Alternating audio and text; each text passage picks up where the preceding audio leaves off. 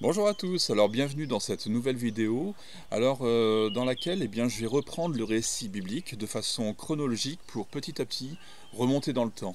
Et aujourd'hui je vais reparler d'Abraham. Alors avant Abraham, nous étions, je vous rappelle, dans des religions pré-abrahamiques. Et je le rappelle, religion dans le sens d'être relié à Dieu. Et nous savons que Adam et Ève, que Enoch aussi, ne faisaient partie d'aucune religion. Tout ce que nous savons, c'est qu'ils avaient une relation personnelle avec Dieu, tout comme Noé et sa famille avaient aussi une relation vraiment personnelle avec Dieu. Alors, lorsque Noé priait, il ne faisait pas partie d'une religion. Il priait son Dieu. C'est tout cela ce qu'on appelle justement des religions pré-abrahamiques. Alors, ces gens-là, ils étaient monothéistes, dans un milieu qui était polythéiste. Alors, monothéiste, je rappelle, c'est la croyance en un seul Dieu, polythéiste, bien sûr, poly, c'est plusieurs. Donc, croyance en plusieurs dieux. En effet, il faut savoir que de nombreuses personnes se sont détournées de cette relation avec Dieu pour adorer les arbres, pour se créer de nouvelles divinités, pour se tourner vers l'idolâtrie ou des choses occultes. Et c'est ce qu'on a déjà vu précédemment, notamment lorsqu'on a étudié l'histoire de l'Égypte. Vous vous rappelez que l'Égypte avait des faux dieux qui ont rythmé et même commandé la vie des Égyptiens.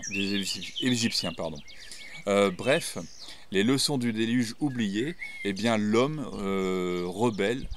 se rebelle de nouveau contre Dieu. Et oui, c'est dans sa nature, il aime bien vraiment s'opposer à tout esprit d'autorité. Mais avec la naissance d'Abraham, les choses vont changer. Alors, Abraham, il est né à Ur, et c'est là qu'il a grandi. Alors, Ur était un lieu où il se pratiquait beaucoup de choses qui déplaisaient à Dieu, comme l'adoration de faux dieux, comme la magie par exemple. Dans cette ville, nous avions des temples qui ont été construits en l'honneur de Enki, le créateur de l'humanité, ou aussi en l'honneur de Nana, dieu de la lune, et encore bien d'autres divinités.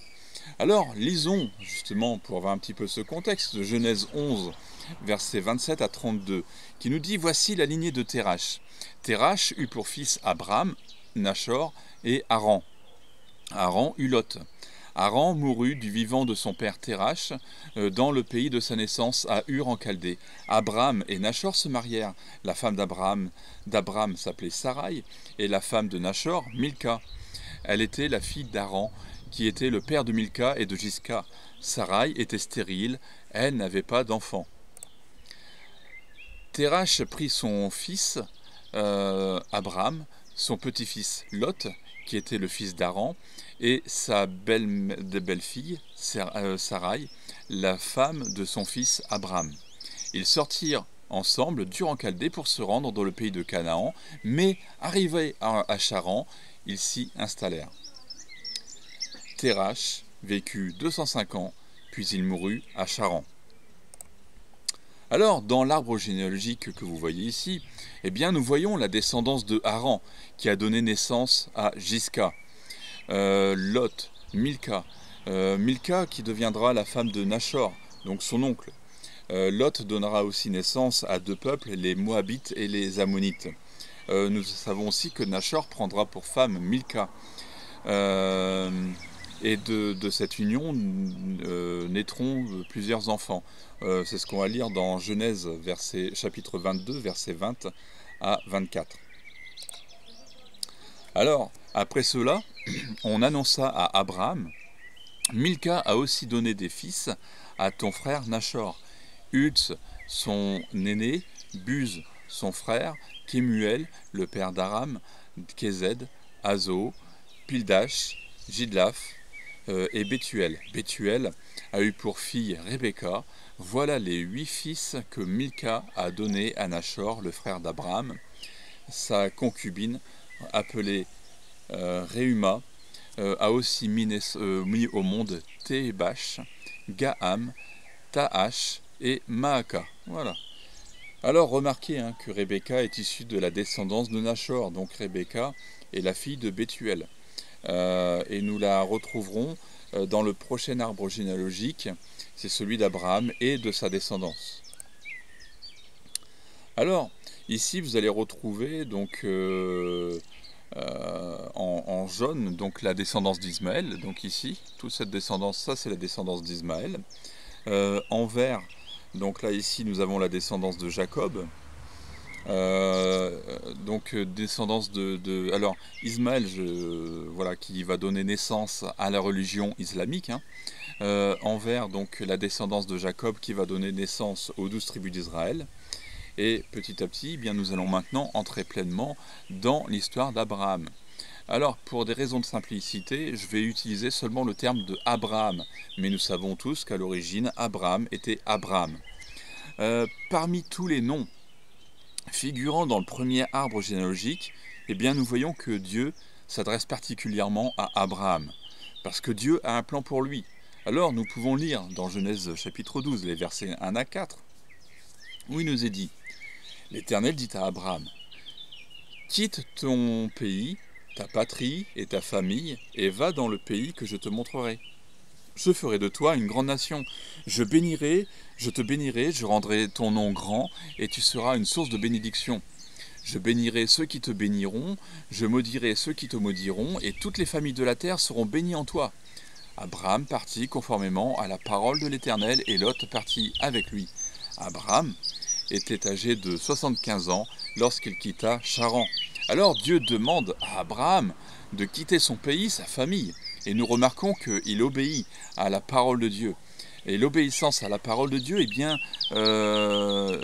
nous ouvre les portes de la bénédiction. Dieu sait ce qui est bon pour nous.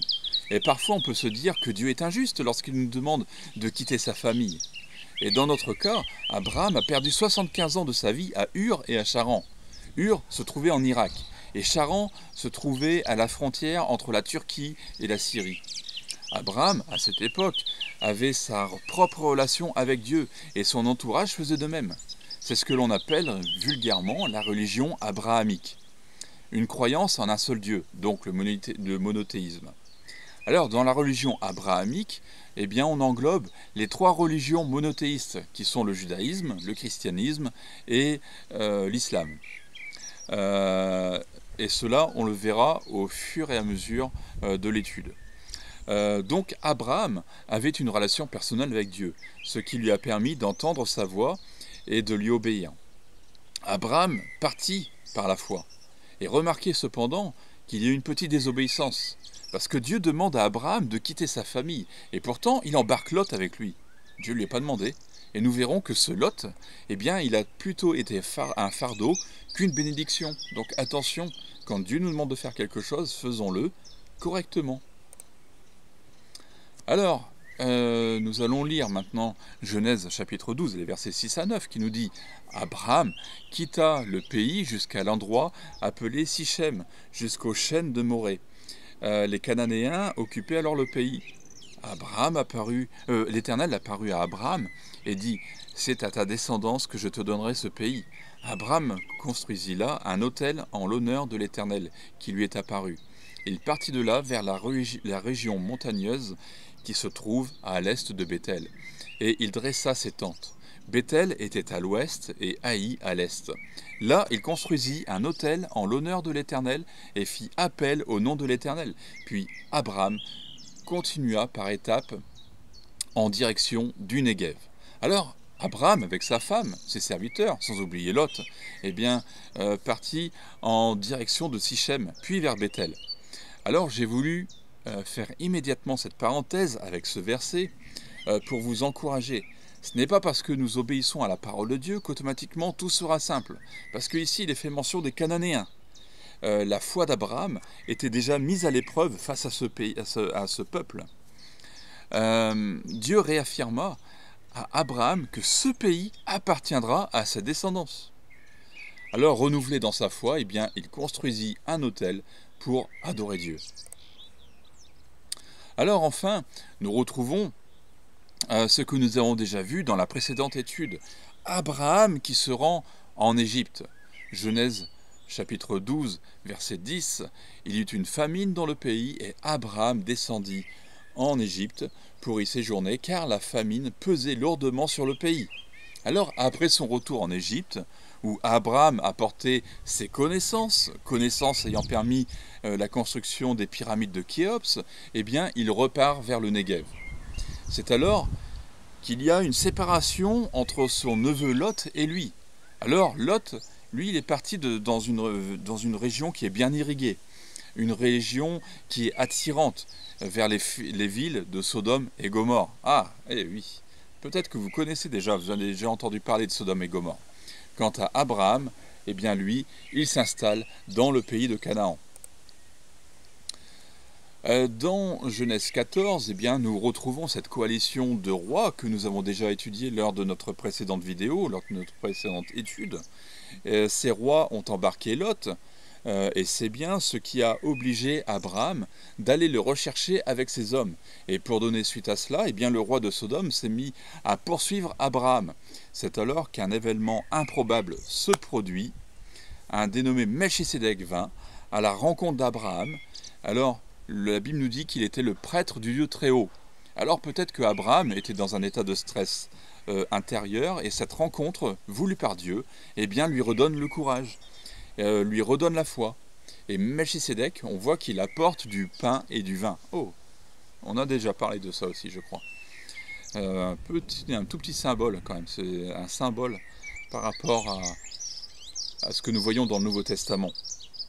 Dieu ayant béni une nouvelle fois Abraham, et bien ce dernier, sa foi renforcée, a tenu tête au roi de Sodome. Et dans le chapitre 16, eh bien, nous voyons les conséquences d'un manque de foi, les conséquences de l'incrédulité. Nous voyons que Sarah offre sa servante Agar à Abraham, afin qu'ils aient une relation sexuelle avec elle, surtout que Abraham ait une relation sexuelle avec elle pour donner naissance à un enfant. Et en effet, eh bien, il y a un enfant du nom d'Ismaël qui va naître de cette union. Alors ce geste de Sarah, eh bien, attirera de nombreux désordres. Parfois, on a tendance à vouloir aider Dieu, et c'est exactement ce qui s'est passé dans ce cas. Lisons les versets 4 et 6 de ce chapitre 16. Il eut des relations avec Agar, et celle-ci tomba enceinte. Quand elle se vit enceinte, elle regarda sa maîtresse avec mépris. La bénédiction n'est pas là, Sarah dit à Abraham, « L'injure qui m'est faite retombe sur toi. C'est moi qui ai mis ma servante dans tes bras, mais quand elle a vu qu'elle était enceinte, elle m'a regardé avec mépris. Que l'Éternel soit juge entre toi et moi. » Abraham répondit à Sarai, « Ta servante est en ton pouvoir, traite-la comme tu le jugeras bon. » Alors Sarai maltraita Agar, de sorte que celle-ci s'enfuit loin d'elle. Quelle tristesse! Laissez-moi vous rappeler que la bénédiction n'est suivie d'aucun chagrin. C'est ce que nous voyons dans Proverbes chapitre 10, verset 22. C'est la bénédiction de l'Éternel qui enrichit, et il ne la fait suivre d'aucun chagrin. Alors, lors de ces événements, il faut savoir que Abraham était âgé de 86 ans. Dans Genèse 17, le nom d'Abraham devient Abraham, ça sera beaucoup plus simple, et celui de Sarai devient Sarah. Alors nous allons lire ce texte qui est très important et qui nous montre la naissance du judaïsme, mais aussi la naissance d'une autre branche avec Ismaël, branche qui émergera bien plus tard. Lisons Genèse chapitre 17, les versets 1 à 27. Lorsque Abraham fut âgé de 99 ans, l'Éternel apparut à Abraham et lui dit « Je suis le Dieu Tout-Puissant, marche devant moi et sois intègre. J'établirai mon alliance entre moi et toi et je te multiplierai considérablement. » Abraham tomba le visage contre terre et Dieu lui dit « Voici quelle est mon alliance avec toi. Tu deviendras le père d'un grand nombre de nations. On ne t'appellera plus Abraham, mais ton nom sera Abraham. Car je te rends père d'un grand nombre de nations. Je te ferai beaucoup proliférer. Je ferai de toi des nations, et des rois seront issus de toi. J'établirai mon alliance entre moi et toi, ainsi que tes descendants après toi au fil des générations. Ce sera une alliance perpétuelle, en vertu de laquelle je serai ton Dieu et celui de ta descendance après toi. Je te donnerai à toi et à tes descendants après toi le pays où tu séjournes en étranger. Tout le pays de Canaan Il sera leur propriété pour toujours, et je serai leur Dieu. Dieu dit à Abraham, « Quant à toi, tu garderas mon alliance, toi et tes descendants après toi au fil des générations. Voici quelle est mon alliance, celle que vous garderez entre moi et vous, ainsi que ta descendance après toi. Tout garçon parmi vous sera circoncis. Vous vous circoncirez et ce sera un signe d'alliance entre moi et vous. À l'âge de 8 ans, tout garçon parmi vous sera circoncis, et ce, à chacune de vos générations, qu'il soit né chez toi ou qu'il ait été acheté à un étranger en dehors de ta descendance. On devra circoncire celui qui est né chez toi et celui que tu as acheté. Mon alliance sera inscrite dans votre chair comme une alliance perpétuelle. Un homme incirconcis qui n'aura pas été circoncis dans son corps sera exclu de son peuple. Il aura violé mon alliance. Dieu dit à Abraham, « Quant à ta femme Sarai, tu l'appelleras plus Sarai, mais son nom sera Sarah, je la bénirai, et je te donnerai même un fils à travers elle. Je la bénirai, et elle donnera naissance à des nations, des rois seront issus d'elle. » Abraham tomba le visage contre terre, il rit et dit dans son cœur, « Un fils pourrait-il naître à un homme de 100 ans ?» Et Sarah, âgée de 90 ans, pourrait-elle mettre un enfant au monde? Abraham dit alors à Dieu, « Si seulement Ismaël pouvait vivre devant moi. » Et Dieu lui dit, « C'est certain, ta femme Sarah te donnera un fils, tu l'appelleras Isaac. J'établirai mon alliance avec lui comme une alliance perpétuelle pour sa descendance après lui. En ce qui concerne Ismaël, je t'ai exaucé, je le bénirai, je le ferai proliférer et je le multiplierai considérablement. Il aura pour fils 12 princes et je ferai de lui une grande nation. Cependant, mon alliance, je l'établirai avec Isaac, le fils que Sarah te donnera à cette époque-ci, à l'année prochaine. » Lorsqu'il eut fini de parler, Dieu s'éleva au-dessus d'Abraham. Abraham prit son fils Ismaël, ainsi que tous ceux qui étaient nés chez lui et tous ceux qu'il avait achetés, tous les hommes parmi les membres de son foyer, et il les circoncit le même jour, conformément à l'ordre que Dieu lui avait donné. Abraham était âgé de 99 ans lorsqu'il fut circoncis. Quant à son fils Ismaël, il était âgé de 13 ans lorsqu'il fut circoncis. Le jour même, Abraham fut circoncis, ainsi que son fils Ismaël, et tous les membres de son foyer, qu'ils soient nés chez lui ou étaient achetés à des étrangers, furent circoncis avec lui. Alors ici, eh bien, nous voyons ce Dieu tout-puissant, le Créateur, qui s'adresse à Abraham, lui disant qu'il va établir une alliance entre eux. Alors, le fait que nous voyons au verset 3, Abraham qui tombe le visage contre terre, signifie qu'il se prosterne devant Dieu. Il adore Dieu. La promesse ici est réitérée. « Tu deviendras le père d'un grand nombre de nations, le père d'une multitude. » C'est d'ailleurs le sens de son nom nouveau, Abraham. À ce moment-là, il n'avait que Ismaël comme fils. Cependant, un autre fils devait naître du nom de Isaac. Et de ces deux enfants naîtront des rois et des peuples. Par Abraham, Dieu fait aussi alliance avec ses descendants, une alliance qui durera éternellement. Il déclare qu'il sera leur Dieu. Comprenez, le Dieu unique. Bien entendu, il y a des conditions que nous retrouvons dans le verset 9. Il faut garder l'alliance avec Dieu, il faut se faire circoncire. Alors, la circoncision étant le sceau de son alliance, comme Paul d'ailleurs le souligne, le sceau de la justice de la foi. C'est ce que nous voyons dans Romains 4, chapitre 4, versets 9 à 12. Ce bonheur n'est-il que pour les circoncis, ou bien est-il également pour les incirconcis? En effet, nous disons que la loi d'Abraham lui a été comptée comme justice. Quand donc a-t-elle été portée à son compte? Était-ce après ou avant la circoncision? Ce n'était pas après sa circoncision, mais bien alors qu'il était incirconcis. Et il a reçu le signe de la circoncision comme le gage de la justice qu'il avait obtenu par la foi, alors qu'il était incirconcis.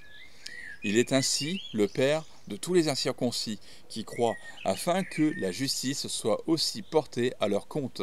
Il est aussi le Père des circoncis qui ne se contente pas d'être circoncis, mais qui marche aussi sur les traces de la foi de notre ancêtre Abraham quand il était encore incirconcis.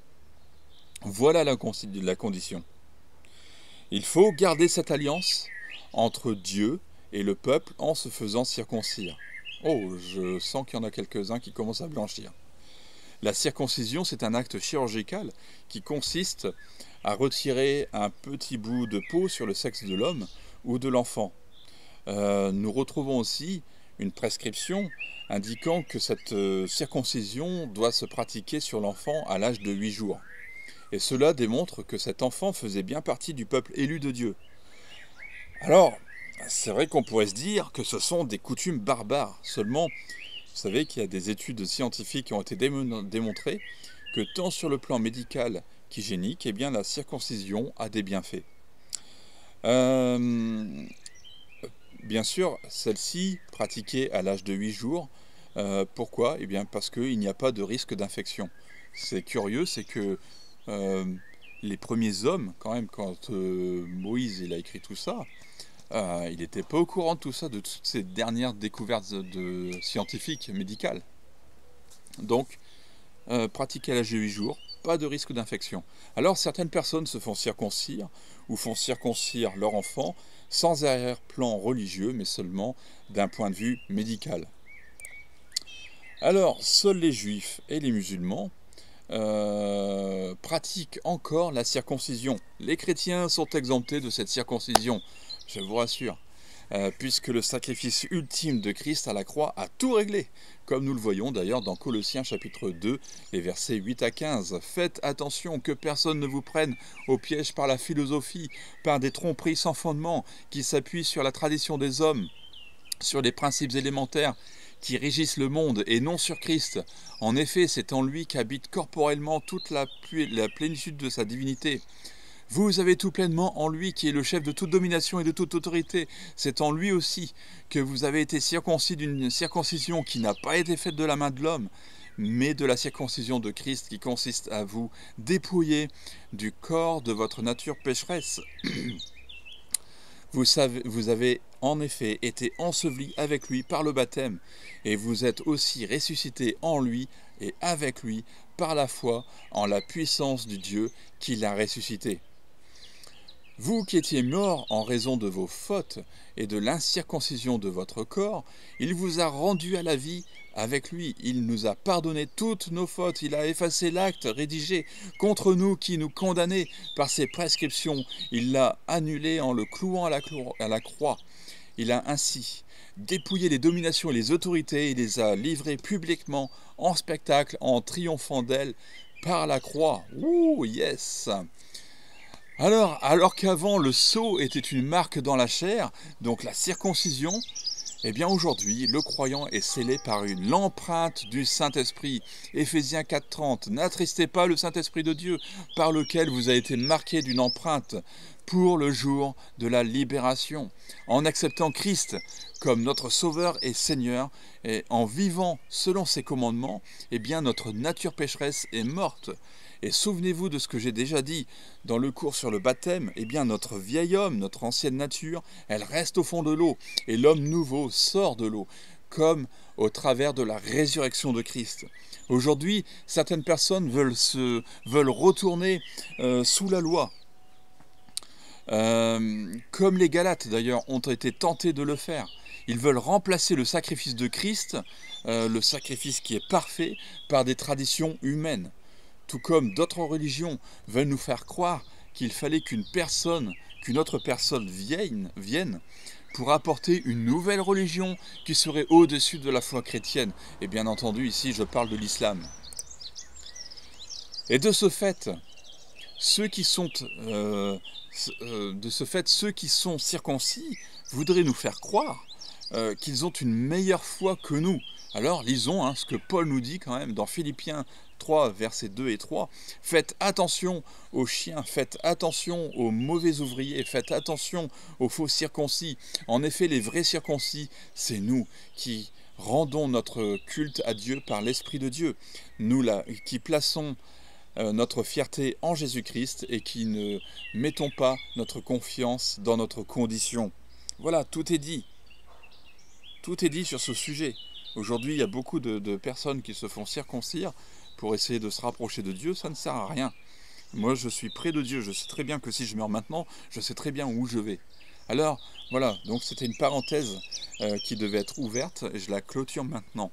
Maintenant, et retournons donc à notre lecture qu'on a lue tout à l'heure de Genèse chapitre 17, et où on a vu justement que le nom de Sarai change et il devient Sarah, ce qui signifie princesse.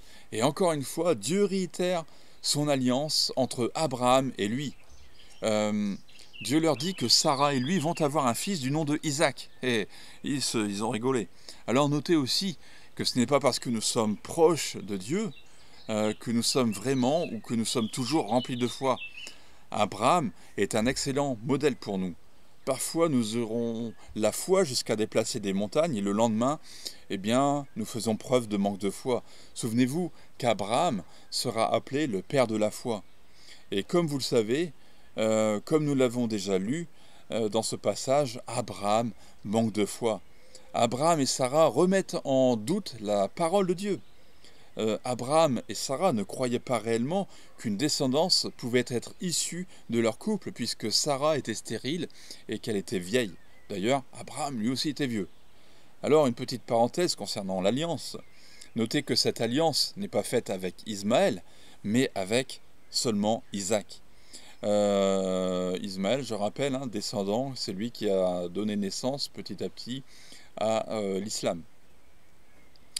Donc, dans le passage que nous venons de lire, Dieu répète à 2 reprises « J'établirai mon alliance avec lui ». Cependant, mon alliance, je l'établirai avec Isaac. Voilà, donc j'établirai mon alliance avec lui, donc on parle de Isaac bien sûr, et un autre passage nous dit « Cependant, mon alliance, je l'établirai avec Isaac ». Ainsi est né avec Abraham le judaïsme. Dès le début du chapitre 18, eh bien, nous voyons 3 anges venir à la rencontre d'Abraham. Et concernant ce passage, je vous invite, pour plus de détails, à consulter l'étude sur les anges et les démons. Toujours est-il qu'il y a ici 2 anges classiques, si je puis dire ainsi, et aussi l'ange de l'Éternel. Alors bien sûr, dans les précédentes études, j'ai déjà déterminé qui était cet ange de l'Éternel. Cet ange de l'Éternel qui est Jésus. Je ne reviendrai pas là-dessus puisque j'ai déjà traité ce sujet. Nous voyons ensuite que l'un des anges annonce une nouvelle fois à Abraham que Sarah sera enceinte. Sarah, dans la tente, se mit à rire. Et de cette annonce plutôt curieuse, elle se dit « Je suis vieille, comment je pourrais donner naissance encore à un enfant ?» Et donc là encore, eh bien sûr, elle manque de foi. L'ange demande à Abraham « Mais pourquoi ta femme Marie ?» à l'annonce de cette future naissance. Et Sarah mentit en disant qu'elle n'a pas ri. Voilà. Bon, attention. Dieu annonce aussi, un peu plus loin, la destruction prochaine de Sodome et Gomorrhe, des villes remplies de péchés, d'immoralité sexuelle, de péchés en tout genre, etc. Bref. Et Abraham sait que les pécheurs doivent être punis, mais il sait aussi que là-bas, il y a son neveu Lot qui habite. Et donc, il se dit que puisque Lot y habite, il doit y avoir des justes. Alors il a un espoir que Lot ait été un bon croyant, qu'il ait été un bon témoin finalement, et qu'il ait pu amener des personnes à la raison, qu'il ait pu ramener plusieurs personnes dans la voie de Dieu. Et de ce fait, eh bien, Abraham se met à intercéder afin que Dieu renonce à ses projets et qu'il protège les justes. Alors il se dit, bon, Lot il a quand même dû avoir au moins 50 personnes à son crédit, donc peut-être qu'il y a 50. Mais Dieu fait comprendre que non, il n'y a pas 50 justes. Donc Abraham abaisse son chiffre, 45. Mais il n'y a pas 45 justes. Abraham baisse, 40. Puis 30, 20, 10. Et toujours pas. Abraham n'a pas osé intercéder plus. À cause d'Abraham, Dieu a pitié de Lot. Alors il envoie les 2 anges, qui étaient auparavant, afin de sauver sa famille. Et à l'écoute de ce que les deux anges prévoient de faire à la ville, Lot en parle à toute sa famille, mais il ne réussit qu'à convaincre sa femme et ses 2 filles. Alors ils quittèrent cette ville avec l'interdiction de regarder en arrière, de regarder ce que les anges vont faire à la ville. La destruction de la ville ayant commencé, eh bien, bam, la femme de Lot, elle succombe à cette tentation de regarder en arrière et elle se transforme immédiatement en statue de sel, conséquence de sa désobéissance. Alors lisons maintenant le récit de cette destruction dans le chapitre 19, versets 23 à 29. Le soleil se levait sur la terre lorsque Lot entra dans Tsoar. Alors l'Éternel fit pleuvoir du soufre et du feu sur Sodome et sur Gomorrhe. Cela venait du ciel, de la part de l'Éternel. Il détruisit ces villes, toute la plaine, tous les habitants des villes et les plantes du sol. La femme de Lot regarda en arrière et se transforma en statue de sel. Abraham se leva de bon matin pour aller à l'endroit où il s'était tenu devant l'Éternel. Il porta les regards du côté de Sodome et de Gomorrhe et surtout le territoire de la plaine, et il vit monter de la terre une fumée pareille à celle d'un fourneau. Lorsque Dieu détruisit les villes de la plaine, il se souvint d'Abraham. C'est pourquoi il fit échapper Lot au désastre par lequel il bouleversa les villes où celui-ci s'était installé. Alors nous avions vu que cette destruction est le résultat d'une météorite qui a explosé à faible altitude. Nous avons vu qu'il y a des éléments, des traces, comme des poteries qui ont été carbonisées à de très hautes températures, des températures qu'il était impossible d'atteindre à l'époque. Alors, la suite de ce chapitre nous présente aussi la descendance de Lot. Lot s'est éloigné dans les montagnes par peur. Et donc Lot, il n'était plus que tout seul avec ses 2 filles. Et ses filles, par contre, elles voyaient qu'il n'y avait plus d'espoir pour elles d'enfanter. Alors donc, elles font boire leur père et elles couchent avec lui. L'une donnera naissance à Moab, l'ancêtre des Moabites, et l'autre donnera naissance à Ben-Ammi, qui sera l'ancêtre des Ammonites, nations qui seront rejetées par Dieu et qui seront d'ailleurs toujours un obstacle pour son peuple. Dieu désapprouvant tout cela. Au chapitre 21, eh bien, nous lisons la naissance d'Isaac. Et au chapitre suivant, eh bien, nous voyons que Dieu demande à Abraham d'offrir son fils Isaac en sacrifice, le fils de la promesse. Alors, là aussi, j'ai déjà parlé de cet épisode qui fait partie des typologies de Christ. Mais voyons ça rapidement, dans Genèse chapitre 22, versets 1 à 12. Après cela, Dieu mit Abraham à l'épreuve et lui dit « Abraham ». Celui-ci répondit « Me voici ». Dieu dit « Prends ton fils unique, celui que tu aimes, Isaac, va-t'en au pays de Moridja et offre-le en holocauste sur l'une des montagnes que je t'indiquerai. » Abraham se leva de bon matin, sella son âne et prit avec lui 2 serviteurs et son fils Isaac. Il fendit du bois pour l'holocauste et partit pour aller à l'endroit que Dieu lui avait indiqué. Le 3e jour, Abraham leva les yeux et vit de l'endroit de loin. Il dit à ses serviteurs, « Restez là avec l'âne, le jeune homme et moi, nous irons jusque-là pour l'adorer, puis nous reviendrons vers vous. » Abraham prit le bois pour l'holocauste et le chargea sur son fils Isaac. Voilà, ça c'est une image de Christ aussi. Et porta lui-même le feu et le couteau. Ils marchèrent tous les 2 ensemble. Alors Isaac s'adressa à son père, Abraham, en disant « Mon père !» Il répondit « Me voici, mon fils. » Isaac reprit « Voici le feu et le bois, mais où se trouve l'agneau pour l'holocauste ?» Abraham répondit « Mon fils, Dieu pourvoira lui-même à l'agneau pour l'holocauste. » Et ils continuèrent à marcher tous les 2 ensemble. Lorsqu'ils furent arrivés à l'endroit que Dieu lui avait indiqué, Abraham y construisit un autel et rangea le bois. Il attacha son fils Isaac et le mit sur l'autel par-dessus le bois. Puis Abraham tendit la main et prit le couteau pour égorger son fils. Alors l'ange de l'Éternel l'appela depuis le ciel et dit « Abraham, Abraham !» Il répondit « Me voici. » L'ange dit « Ne porte pas la main sur l'enfant et ne lui fais rien, car je sais maintenant que tu crains Dieu et que tu ne m'as pas refusé ton fils unique. » Alors là, ici nous voyons que Dieu met à l'épreuve Abraham. Dieu éprouve toujours notre foi et parfois il nous fait passer par des tests. Alors, ou bien nous réussissons ces tests, ou bien nous échouons. Abraham était déjà passé par l'épreuve à plusieurs reprises, et l'une d'elles, lorsque le roi de Sodome se présentait devant lui pour lui offrir toutes les richesses de Sodome que nous avons vues au chapitre 15. En revanche, Lot, lui, par contre, il a échoué à toutes les épreuves. Le verset 3 nous dit que Abraham se leva de bon matin et encore une fois, eh bien, il est obéissant. Il déclare qu'il part pour adorer et que qu'ils reviendront, notez bien, ils reviendront. Donc là encore, il s'attendait à un miracle. Et nous voyons dans ce texte qu'Isaac porte le bois.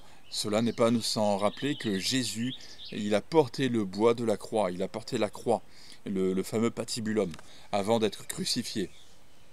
Abraham attache son fils pour le sacrifice, puis prend le couteau, et c'est à ce moment-là qu'une voix retentit des cieux pour arrêter le geste d'Abraham. Dieu a en effet pourvu à l'agneau pour le sacrifice. Alors je précise que Dieu n'agrée aucunement les sacrifices humains. D'ailleurs, il les a en horreur. C'est ce que nous voyons notamment lorsque le peuple, lorsque il y a eu beaucoup de sacrifices dans la vallée de Ben Hinnom. On en parlera ultérieurement. Donc derrière cette demande qui a été faite à Abraham, eh bien, il y a toute une symbolique. Il était important de s'attarder sur un tel événement que nous retrouvons dans la Bible, puisqu'il se trouve dans la Bible, mais aussi dans la Torah.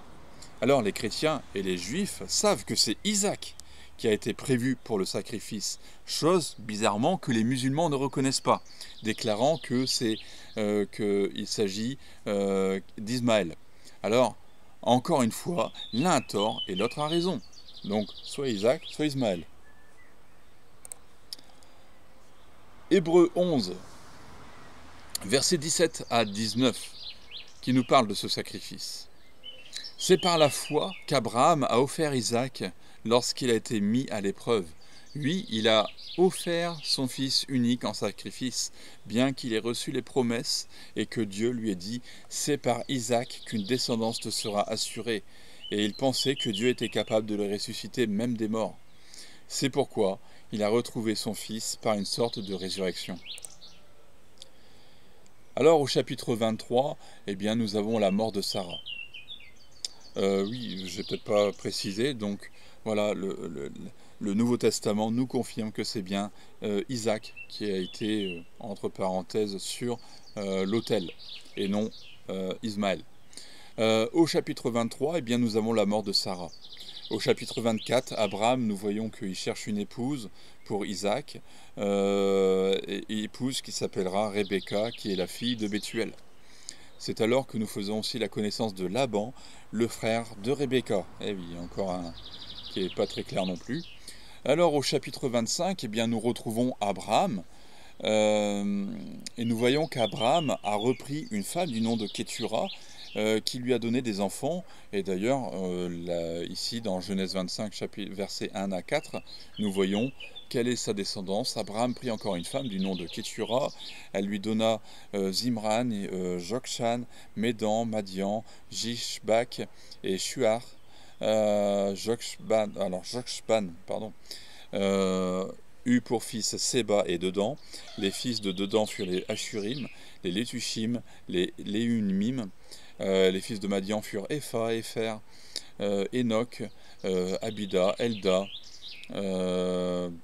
Je crois que j'ai fini. Tout cela sont les descendants de Kétura. Alors, nous voyons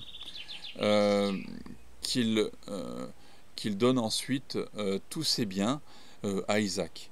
Ses autres fils reçurent des cadeaux et il les envoya loin d'Isaac. Et ensuite, voilà, nous arrivons à la fin. Nous voyons la mort d'Abraham qui était âgé de 175 ans. Alors, sur ce, ça me permet de conclure cette vidéo sur l'histoire d'Abraham. Au travers de son histoire, eh bien, nous avons pu vivre 175 ans dans l'histoire de la Bible.